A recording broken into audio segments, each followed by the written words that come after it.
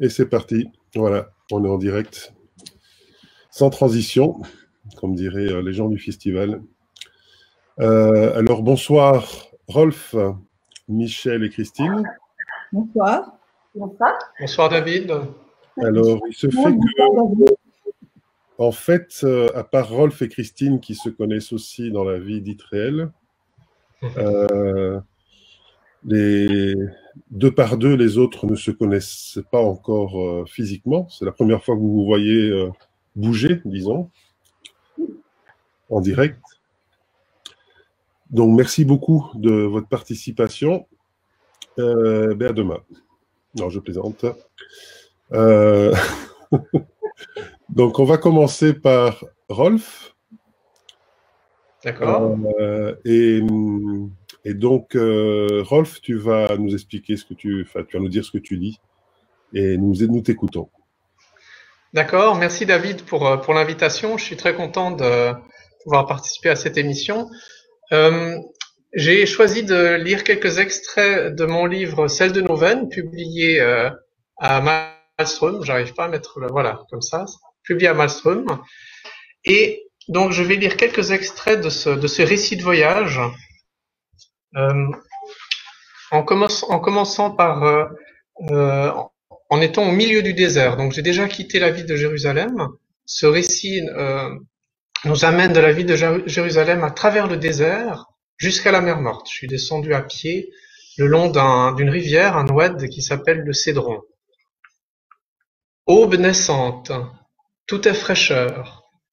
Partir sans rien, juste avec de l'eau.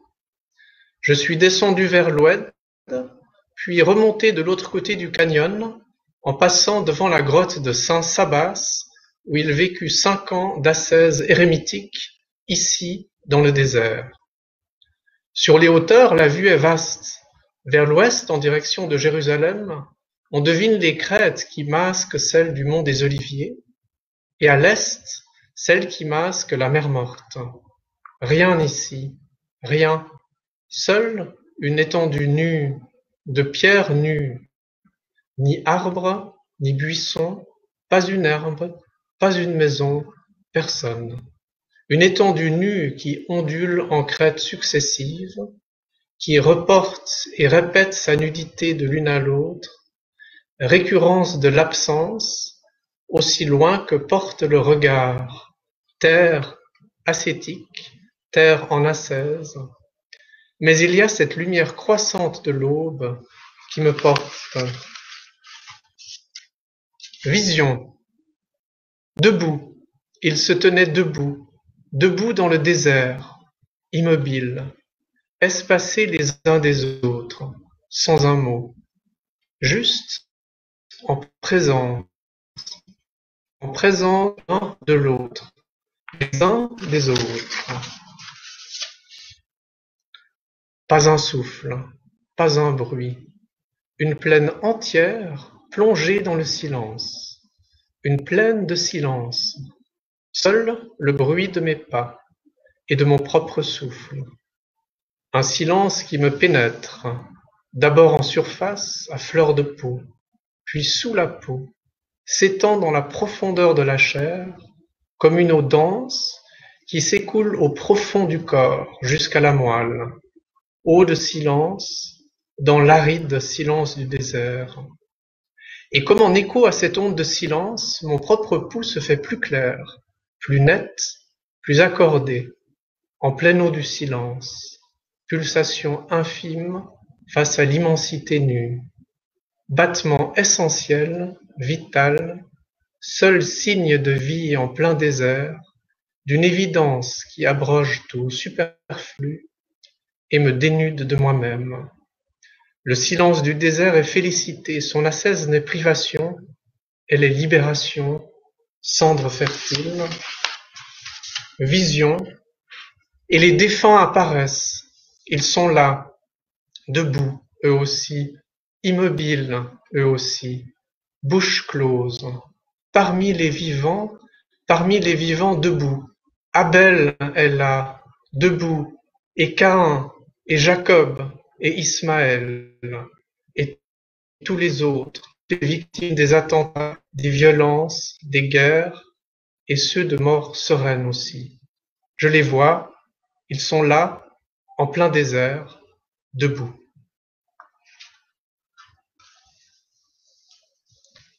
Voilà ces extraits de mon expérience dans le désert de Judée entre Jérusalem et la mer Morte. Merci Rolf. Alors, on va passer maintenant le mot à Christine. En attendant, parce que Michel a un petit souci de connexion, il me semble.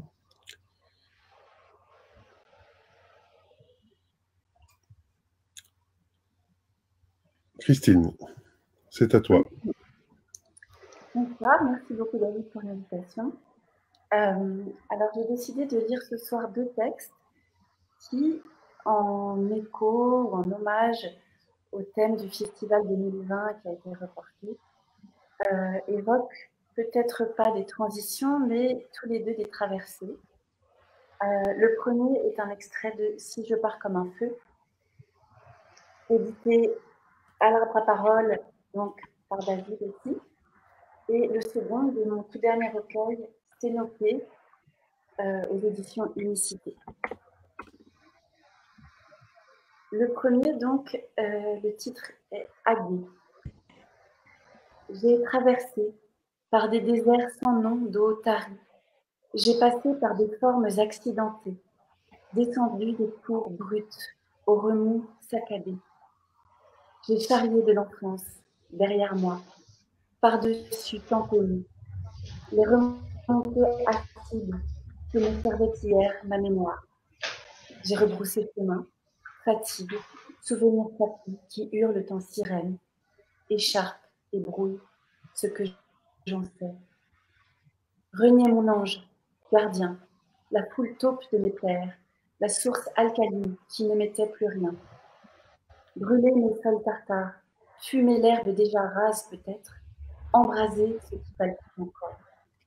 Sali par instants ce qui n'était que mûr à croquer. Jeter de toutes mes forces, au loin, pour fracasser. Puis, un pas continue à marcher, le pied dans l'eau, le gué, l'autre rive s'éloigne. D'ailleurs, on n'y voit que du sable, embardé, des tourmentes de sel, des volets de bois dur. L'autre rive n'aimait rien, échappé, un mirage auquel je ne saurais croire. Je n'aspire plus. Je suis prête à marner, à piétiner l'eau maigre. J'attends. Mais non, je passe. Chaque seconde est un monde qui intime d'avancer. Traverser. Un bruissement léger, gracieux que je connais, que j'aime, je sais, m'attire. Je m'avance encore. J'y vais. Une lueur en fait. Griserie. Une beauté qui m'appelle et me tire et pour elle m'aspire. Je sais la couleur de joie pure, la tentation, l'apparition. Et j'y vais. Forme parfaite, palpite, sûre et claire. Découpée. Le reste, combien je sais, n'est qu'une rumeur, écho assourdi du passé. Seulement les sédiments, les scories, rien. Le passé bruit, s'agite, ou son reflet délabré, tandis que l'autre, jadis l'ampleur, l'immensité des couleurs tendres, pousse encore plus fort et me tire, bientôt, vers ma beauté. Et voilà, donc le second texte, tiré du Sténopée. Je n'ai pas pris le transsibérien, j'ai vu pourtant défiler sous la lune les hommes, ceux, confiants dans l'assemblage de l'univers, qui prennent la route au matin, marchent le long du chemin de fer, le long des routes, qui marchent. Ils marchent en attendant la nuit, sûrs qu'au bout seulement de la route viendra le répit. Ils marchent sans peur, sans désir, sans bruit. Le pas fait craquer les brindilles le long des routes. Les sapins alignés s'étalent, drues. Les hommes les longent, contournent la masse. Les manteaux pèsent et font plier les chines. Les pas traînent. Les hommes marchent sans parler, sans émotion. Ils marchent dans le froid en une procession sacrée. déambule, mimant un pèlerinage infini, sans le savoir, sans rien chercher, met en eux l'espoir de vivre un jour, de vivre. Merci beaucoup. Merci Christine.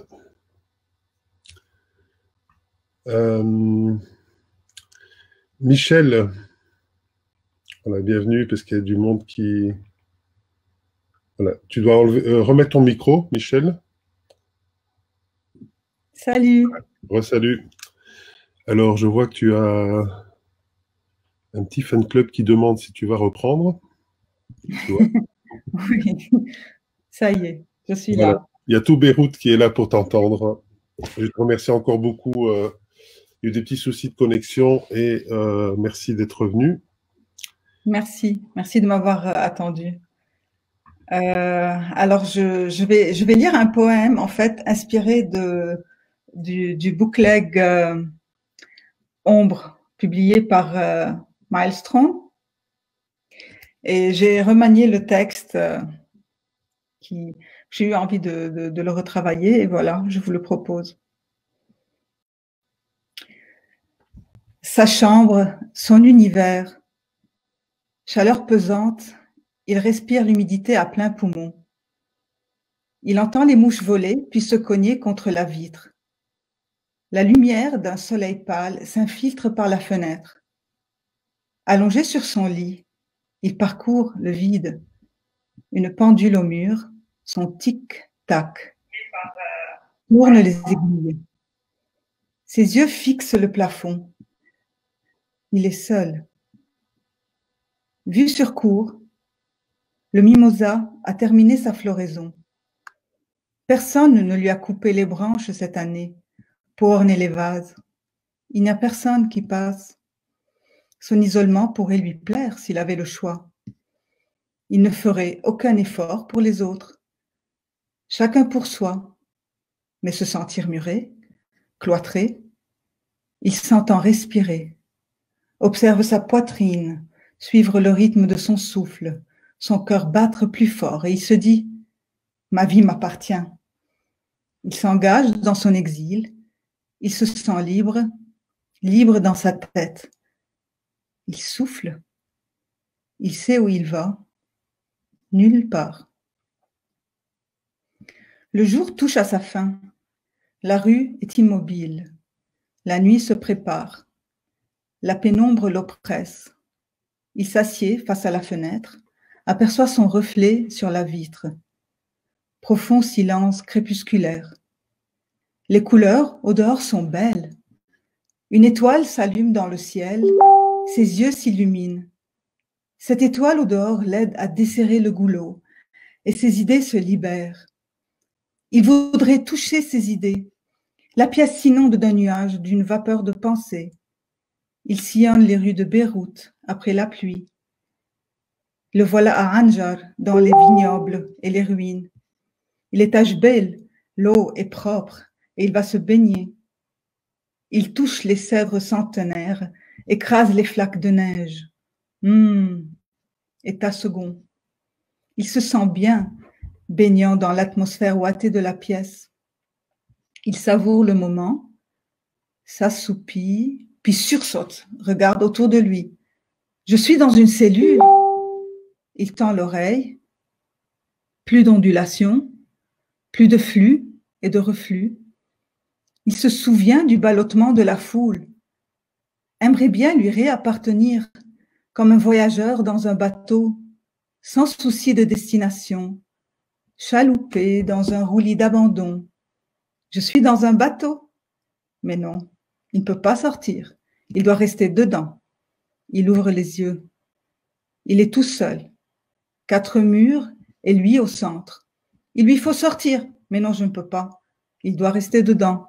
Il lui faut échapper à la cadence de ses idées, au supplice du retranchement imposé. Vite la porte. Il tourne la poignée. Mais non, je ne peux pas. Il doit rester dedans. Et passe le temps. Il voit défiler les informations sur son écran froid. Des mots, des photos, des chiffres, des hommes, des femmes et des enfants, des chiens, des arbres, des chats, des poubelles. Tout ce qu'il voit est à portée de main finalement. Mais, et les parfums? Et les odeurs? Souvenirs de l'extérieur, ses attributs, ses bruits, ses couleurs, ses senteurs, ses scènes, ses arômes, ses visages, ses effluves, ses sons, ses respirations.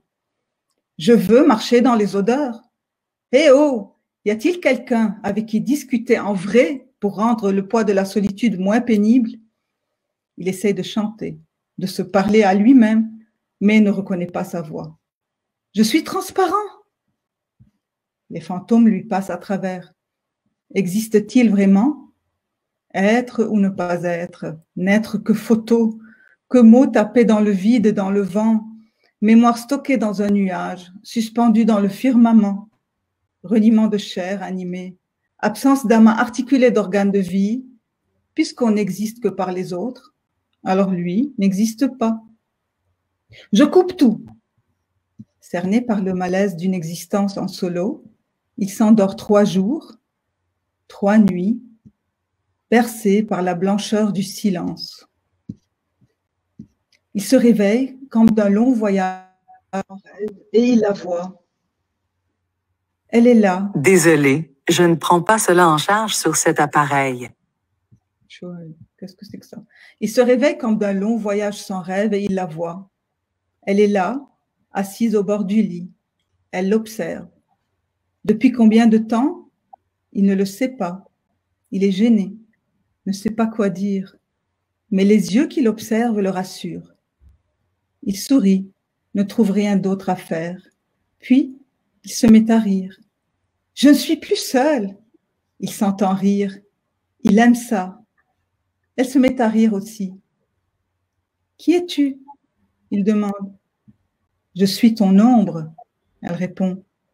Je t'attendais. Les 2 ombres font connaissance. Ensemble, elles écoutent la vie passer doucement. Elles sont 2 à présent, 2 ombres qui luttent. Merci. Merci. Alors, c'est Christine qui a disparu maintenant. Christine, si tu arrives à réapparaître, c'est sympa. Sinon, entre-temps, j'ai demandé à Michel ce qu'elle aurait bien aimé que je puisse lire. Donc, je sais que Michel...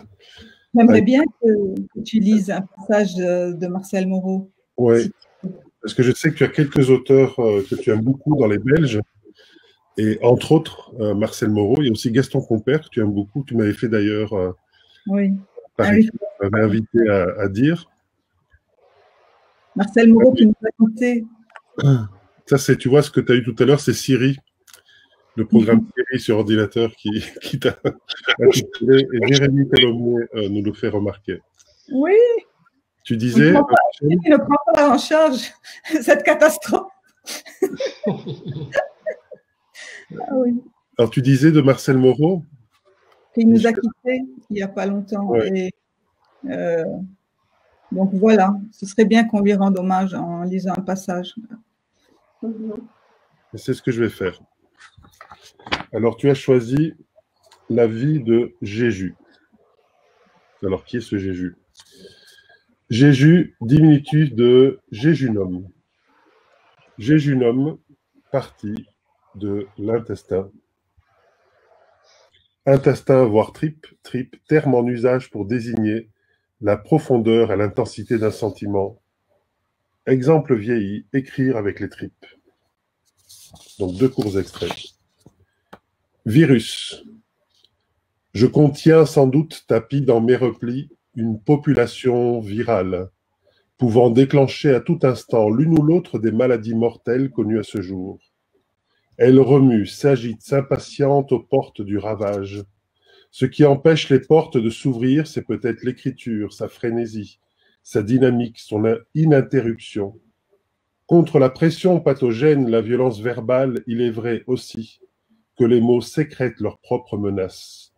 Leur affaire à eux, depuis longtemps, c'est ma maladie mentale, que tantôt ils retardent, tantôt ils précipitent.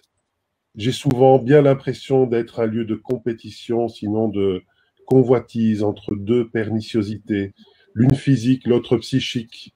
Ma chance est qu'elles diffèrent sur les façons de frapper, et secrètement sur le temps qu'elles se donnent pour frapper. Commencement, et entre parenthèses, fin. J'ai commencé mon corps par le désir. Et par le désir, j'ai commencé mon esprit. J'ai commencé partout où j'avais du désir. Le désir est au commencement de ma vie. Je n'ai jamais vu finir le désir d'aimer et d'écrire infiniment. La femme et le verbe sont au commencement de mon désir de vivre. L'une et l'autre seront au commencement de mon désir d'arrêter de vivre. J'ai commencé ma mort comme j'avais commencé ma vie, par le désir. La femme, le verbe, le corps, l'esprit furent au commencement du désir sans fin. Ils seront au commencement du désir finissant. Mon désir a voulu tous les commencements. Il veut aussi le commencement de ma fin. À l'innombrable commencement des commencements était la jouissance, l'ivresse, le vertige, la douleur, la démesure, la passion, le désespoir, la chute, la joie. Mais que restera-t-il de tout cela dans le solitaire commencement de la fin? Il restera peut-être un désir, l'humble, l'ultime, le balbutiant désir d'entendre la fin me dire qu'elle en a assez de tous ces commencements, qu'elle en est saturée, et qu'en conséquence elle arrive. Et quand bien même je mourrai inassouvi, sa satiété à elle me suffira pour que jamais plus rien ne commence ni ne finisse. Lorsqu'un jour la vie qui fut débordante ne supporte plus de déborder, son dernier débordement est de mourir. Vivante, elle était toujours pleine et toujours inachevée. Abolie, elle se videra comme en un achèvement. C'est ainsi que le commencement et la fin se rejoignent, s'enlacent, se confondent. Et c'est alors que l'on peut penser, juste avant le terme, que la vie valait d'être vécue, sans trop oser y croire. Commencer ou finir d'y croire. Voilà, c'était Marcel Moreau qui nous a quittés dans ce contexte très récent. Et il était dans une maison de repos et comme le disait c'est tout proche, il aurait quand même fallu ce satané virus pour venir à bout de sa force et de ce grand homme. Et d'ailleurs, si je citais le nom de Gaston Compère, c'est que Gaston Compère est sans doute la première personne qui m'ait cité le nom de Marcel Moreau au tout début en 1990. Quand j'étais allé voir Gaston Compère pour qu'il me suggère des écrivains à contacter. Donc merci Michel pour nous avoir permis de faire cet hommage. Merci à tous. Et nous allons terminer par évoquer aussi une belle aventure commune que nous avions faite avec Michel, avec Patricia aussi, Elias et d'autres au Liban. Il y avait aussi Rita Badoura, Rita Bassil, il y avait Rudy Ramé. Et dans la bande des Belges, donc il y avait beaucoup de femmes. C'est ça qui nous avait fait un peu rigoler parce que on était venus d'Europe avec toute une série de mecs. Et finalement, les femmes, c'était au Liban qu'elles avaient été. Donc il y avait eu ce partage d'équité entre les femmes et les hommes qui était à l'inverse de ce qu'on pourrait s'attendre d'ailleurs. Que les poétesses étaient au Liban et les poètes venaient d'Europe de l'Ouest. Avec entre autres Pierre Guéry, Antoine Moters, Damien Spleters, Benjamin Potel, puis il y avait aussi Gaëtan Saint-Rémy qui nous accompagnait, et Yacine Serguini qui nous accompagnait aussi pour filmer. Et Benjamin Potel, donc, qui lui aussi est parti, mais parti il y a déjà bientôt 4 ans, ces jours-ci en fait. On est le 22, c'était le 25 mai. Il nous a quittés le 25 mai 2016. Eh bien, lors du festival 11, nous lui rendions hommage et nous avons fait un petit montage du début de son texte « Le labyrinthe ». Et nous avions retrouvé des images réalisées au Liban, à Beyrouth, dans une école. Tu peux dire un petit mot de cette école, Michel? Oui, c'est une école publique à Ein Remin et on avait découvert justement, on avait proposé aux élèves d'écrire des poèmes et de les lire pour les partager justement avec tous les poètes. Et on avait eu des textes extraordinaires. C'était assez impressionnant parce qu'ils sont très peu francophones. C'est-à-dire qu'ils ont un bon niveau, mais ils ne pratiquent pas beaucoup parce qu'ils sont. L'école publique est à un bon niveau en principe, mais elle est un peu en déclin ces temps-ci, quoi, avec tout ce qui se passe, la situation du pays, les profs qui ne sont pas bien payés, donc tout s'enchaîne. Mais ce qui était bien aussi, on a choisi Ein Remin parce que c'est aussi un lieu symbolique, parce que c'est le symbole du début de la guerre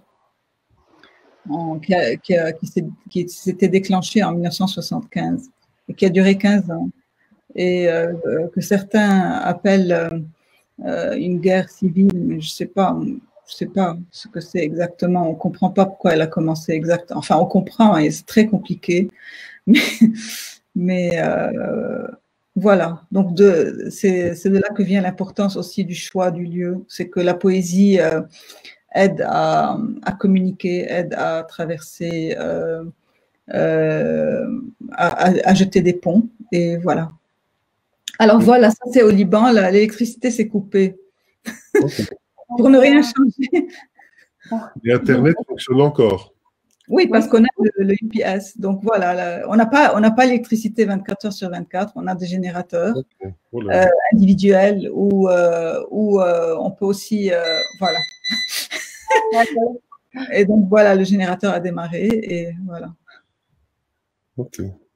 Mais comme ça, on aura vécu ça en direct. Oui. Tu vois, rien n'a changé. Tu te rappelles de ça, n'est-ce pas, David? Ouais.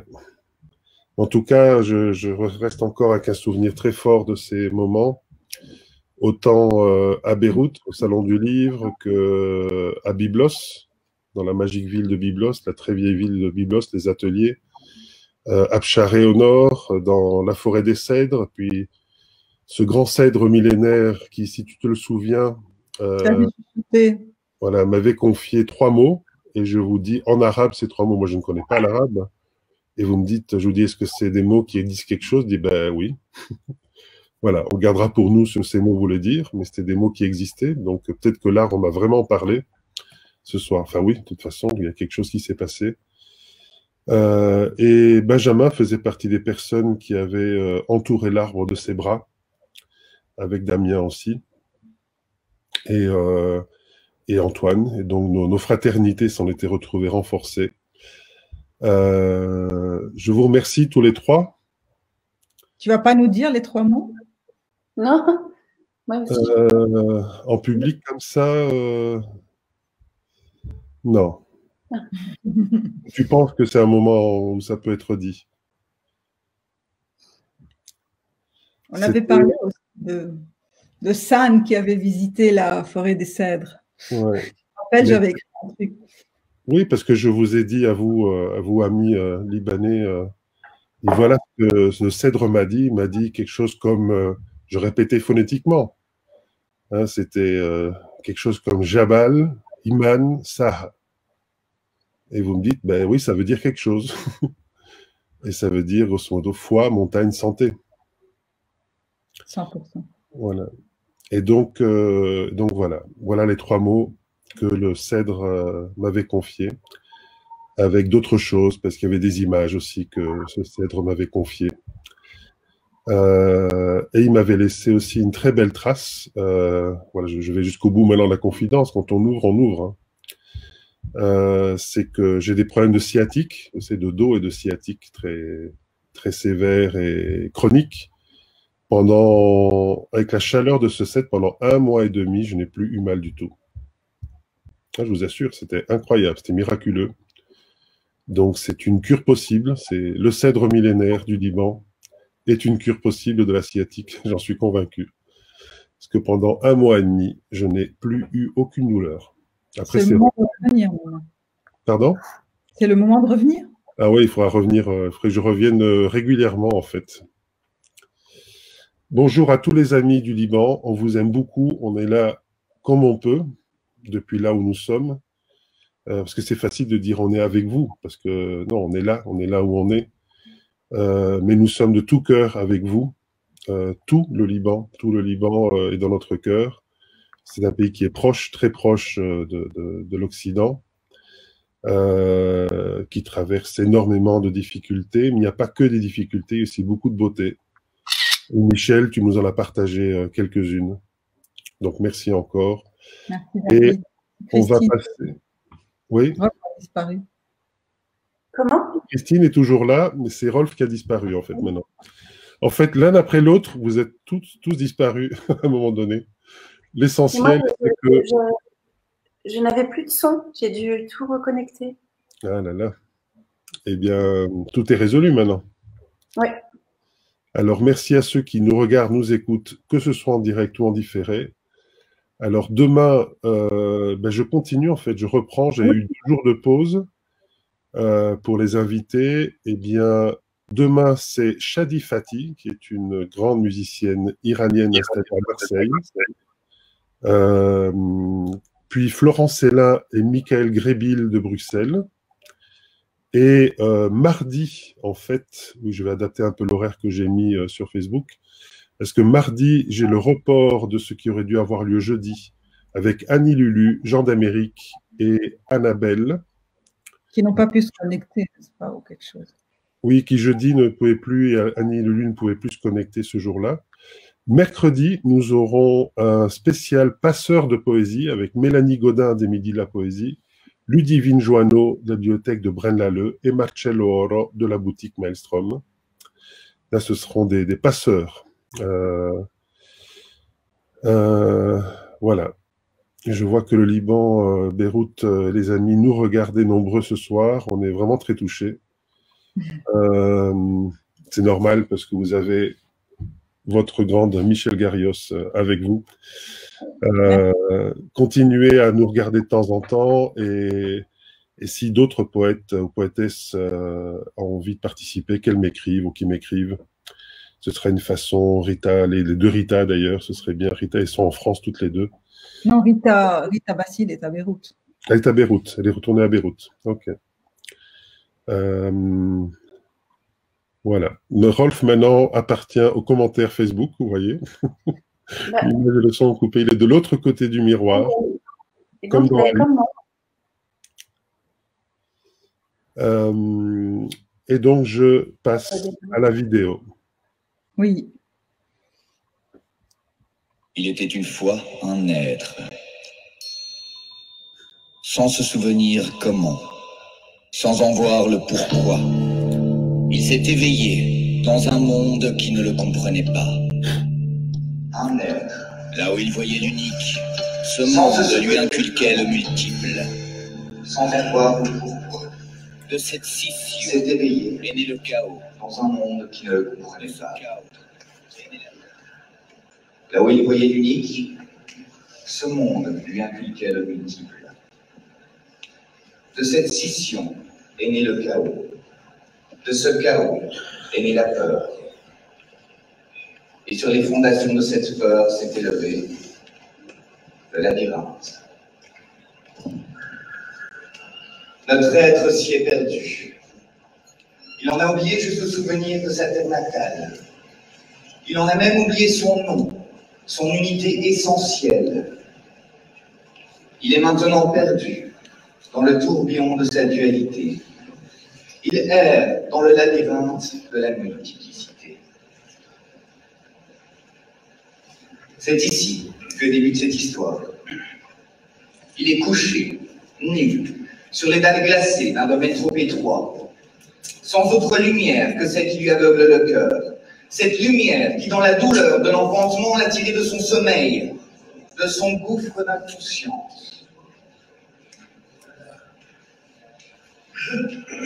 La noirceur de l'inexistant. C'est ainsi qu'elle l'a rendu prisonnier de la trame de l'espace et du temps. Cette lumière le réchauffe. C'est la seule qu'il connaisse. Il ne veut pas la quitter. Mais bientôt, une étincelle, infime, insignifiante, à n'y pas prêter attention, si ce n'est qu'elle naît là, dans ses entrailles. Son corps enferme donc sa propre lumière. Lui aussi peut connaître les braises chaudes, qui dilatent le cœur, qui dilatent la pensée. Il lui faut l'entretenir, entretenir sa création, la faire grandir. Il commence alors à lui donner toute son attention, la moindre de ses pensées. Le plus petit souffle se donne tout entier à cette étincelle. À tel point que bientôt, il ne voit plus qu'elle. L'étincelle devient flamme, intrépide, naïve. Et la flamme devient feu, ardent, ravageur, incontrôlable. Il n'a plus le choix, il doit se lever. Il se redresse enfin et voit les contours de cette caverne trop étroite pour le contenir. Alors il traverse tout d'abord quelques tortueux couloirs. Sa flamme est là pour le guider, mais elle s'avère bien faible pour lui donner confiance en sa route. Le monde lui semble noir et dangereux. Il a perdu la lumière créatrice de son être. Il n'a plus rien, plus d'harmonie cellophanée, plus de chaleur à volonté. C'en est fini de l'illusion. Le monde est vaste. Il a peur, l'angoisse, le vide, la mort. Alors il se met à courir. Plus de bagarre en arrière, la vie ne le rattrapera pas. C'est lui qui va le faire. Au loin, une lumière, elle disparaît, il accélère pour la rejoindre. À gauche, à droite, il se dépêche, plus vite, toujours plus vite. S'ouvre alors à lui un espace qu'il n'avait pas imaginé. Une caverne immense, titanesque. Il n'aurait pu en concevoir de si grande. Il ne peut même pas en voir le fond. Il ne peut même pas en estimer la hauteur du plafond. Sur celui-ci pétille une myriade de petits points vénérant leur belle dame blanche. Mais ce qui lui donne le plus de joie est le spectacle de ces milliers de petites flammes qui parcourent l'endroit. Chacune étant protégée par le corps d'un autre être, tout comme lui. Il n'est plus seul.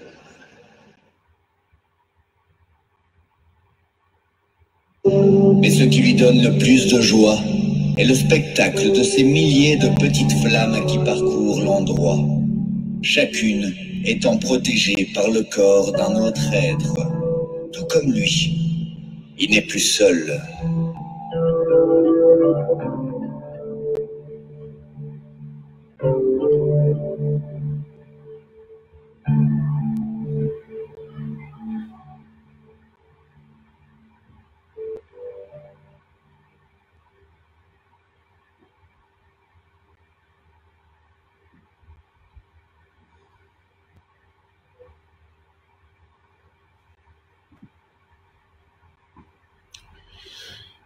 Voilà.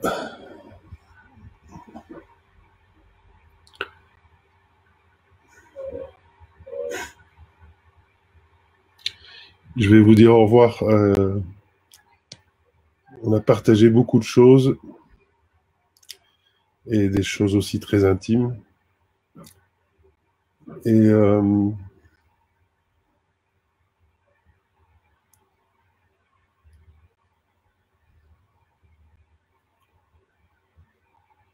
place au silence. ouais, et des choses qui redonnent toujours de l'émotion quand on les revoit. Ouais, je remercierai jamais assez Benjamin pour sa présence. Il le sait. Mais l'important maintenant, c'est ce qu'on vit, c'est ce qu'on fait. Et ce grand bout de Maël qui est son fils, qui, comme le dit Joy, notre fille, est son meilleur ami. On la taquine, on les taquine souvent en disant « Ah, vous êtes les petits fiancés » et tout et tout. Mais non, il dit non, non, on est les meilleurs amis. Ils se connaissent depuis qu'ils sont bébés, hein, depuis qu'ils sont tout bébés. Ils se sont connus dans les ventres de leur maman à distance de 6 mois. Et on en parlait tout à l'heure, voilà, de Maël et puis à Benjamin qui réapparaît grâce au détour du Cèdre et du Liban et de Michel. C'est Michel qui m'a demandé, et je te remercie de montrer plutôt cette vidéo aussi. Merci beaucoup. Donc Rolf n'a pas réussi à se déconnecter, à se reconnecter, pardon. Donc il nous salue. Salut Rolf, merci. Salut Michel, merci beaucoup. Salut Merci David, merci les poètes. Et donc la suite tous les soirs pour cette poésie qui d'emblée s'est située au-delà du confinement, parce que c'est pour ça que j'ai donné ce titre, parce que je ne voulais pas de faire de la poésie du confinement. Pas que je critique les autres qui les font, parce que plein de titres sont apparus, je m'en fous des autres. Mais j'avais envie surtout de montrer que nous étions au-delà la poésie toujours au-delà du confinement, parce que là on a un confinement de type, on va dire, sanitaire et politique, mais parfois les confinements sont d'autre ordre. Hein, donc résistons et vivons, vivons en poésie, en humanité, en échange, en fraternité, en sœurité aussi, hein, comme dirait Anne Waldman. Donc bonsoir tout le monde, bonsoir. Tenez bon et avançons. Merci David. Merci à vous. Bonsoir tout le monde.